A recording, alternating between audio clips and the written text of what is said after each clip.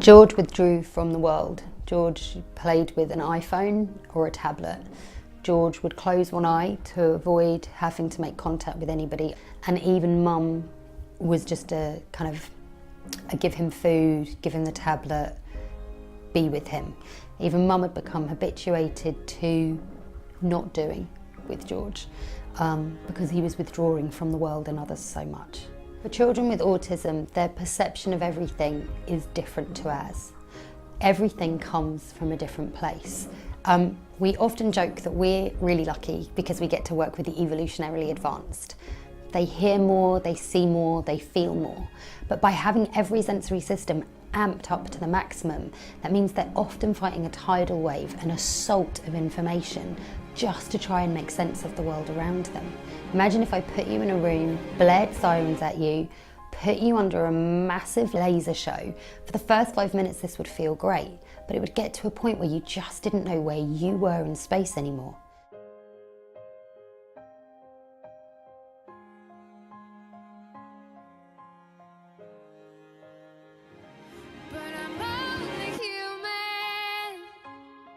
And I bleed when I fall down. I'm only human. And I crash and I break down. Your words in my head, knives in my heart. You build me up and then I fall. We took a little boy from closing his eyes so he couldn't see you and sitting in a corner. And Mum said, no, that's just George, he's not going to engage, he doesn't engage, to laughing and playing with us in our therapy space. We took away the need to assess him and ask him to be anything, and we gave him an opportunity to just be. Mum left here feeling shaken and